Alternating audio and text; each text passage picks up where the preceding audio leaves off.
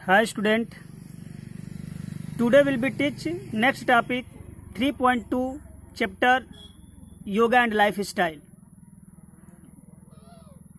इससे पहले हम योगा एंड लाइफस्टाइल के बारे में अपने प्रीवियस वीडियो में बता चुके हैं। नेक्स्ट टॉपिक पे हम बात करते हैं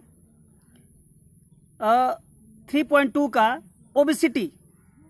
ओबिसिटी के बारे में जानेंगे। ओबिसिटी का प्रॉब्लम क्या है, उसके बेनिफिट, ओबिसिटी को कंट्रोल करने के लिए कौन सा आसन करेंगे, ओबिसिटी के वो आसन में कंट्राडिकेशन क्या है, उसका बेनिफिट क्या है, ये सारा चीज हम उसके विषय में चर्चा करेंगे। ओबिसिटी होती क्या है? ओबिसिटी एबनॉर्मल ऑफ वेट, यानी हमारे वेट का इंक्रीज हो जाना, बढ़ जाना, ये ओबिसिटी में आता है। यानी हमारे फैट लेवल है जो अनकंट्रोल हो जाता है, वो ओबिसिटी के अंतर्गत आता है। ओबिसिटी जो है ये इंडिया का ही समस्या नहीं है, पूरे विश्व की समस्या है। यहाँ तक कि अमेरिका में भी ये ओबिसिटी के शिकार लोग हैं। और हमारे ओबिसिटी का जो पूरा वैश्विक स्तर पर एक फाइंड आउट, एक वो रेशियो निकाला गया, हर 3 आदमी पे 1 आदमी ओबिसिटी का परसेंट है। और टीनर एज में भी ये ओबिसिटी की प्रॉब्लम देखने को आजकल मिल रही है। और टीनर एज में इसका रेशियो क्या है? हर 5 चिल्ड्रेंस पे 1 एक ओबिसिटी की समस्या का वाला लड़का है।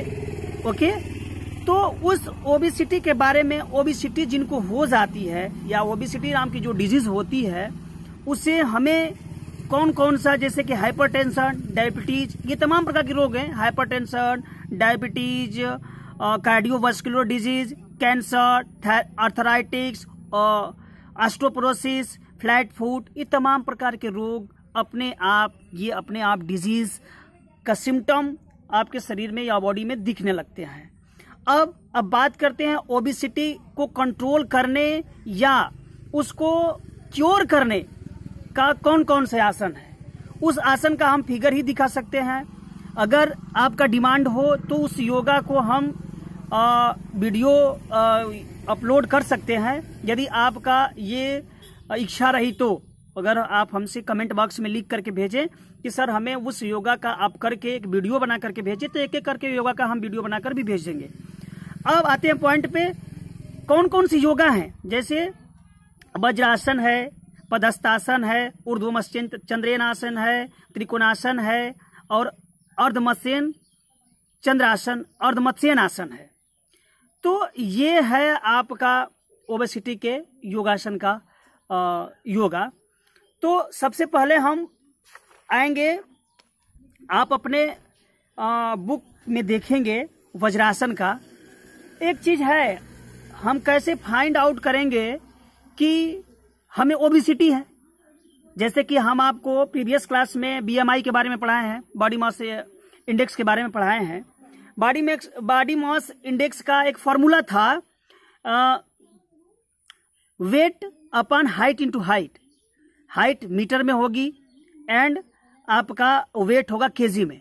इस पे यानी wait upon height into height पे हम उसका ओबेसिटी के बारे में निकाल सकते हैं।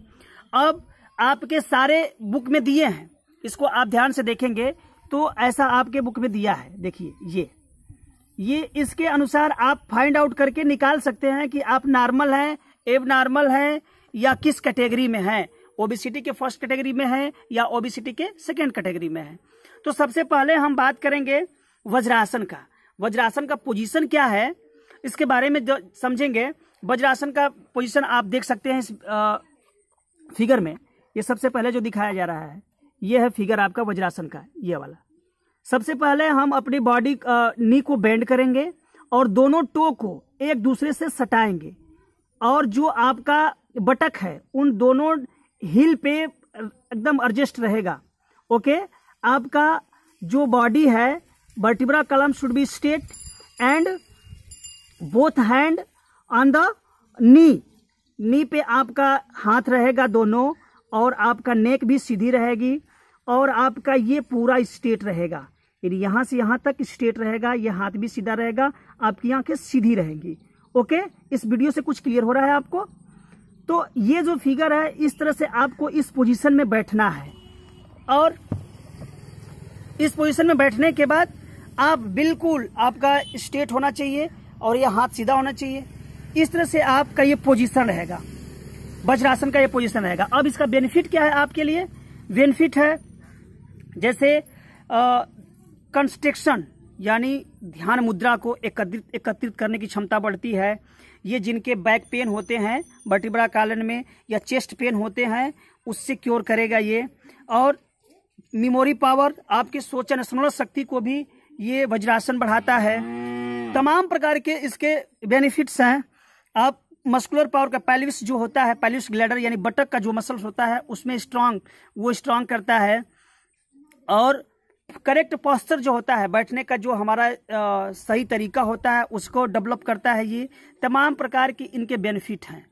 बेनिफिट के बारे में समझ गए। अब आते हैं इसके कंट्राडिकेशन के बारे में। कंट्राडिकेशन क्या है?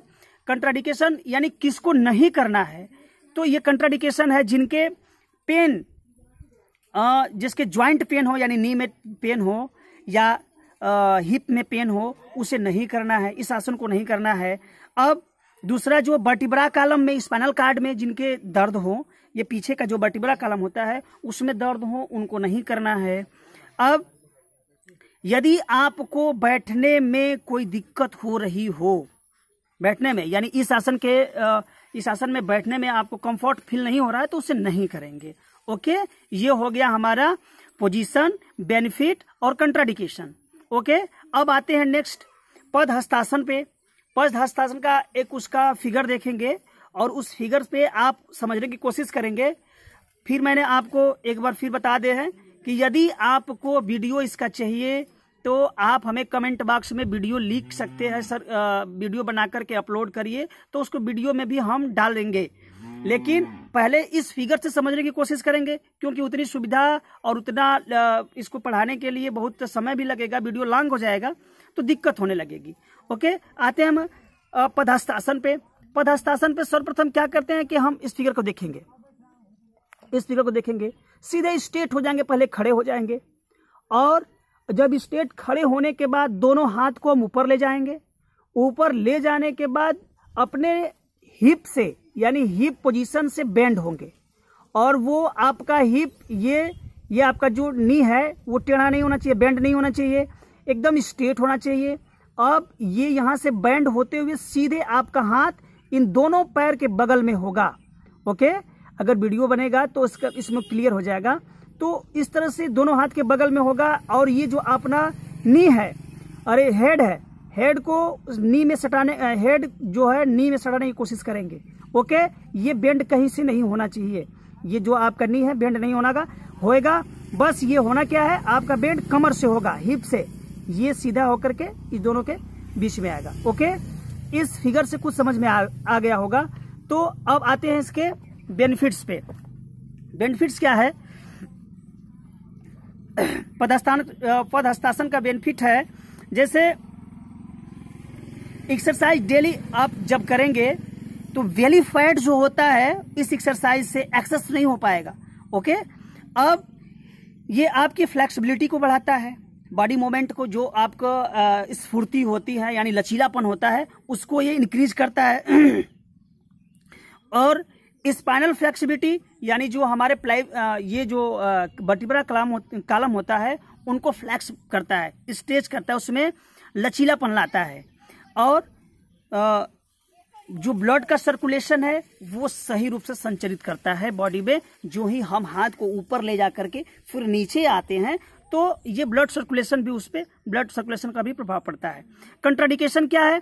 सिंपल सी बात है, जिनके बैक पेन हो वो इस आसन को नहीं करेंगे, जिनके बैक पेन हो या नी पेन हो इस आसन को नहीं करेंगे।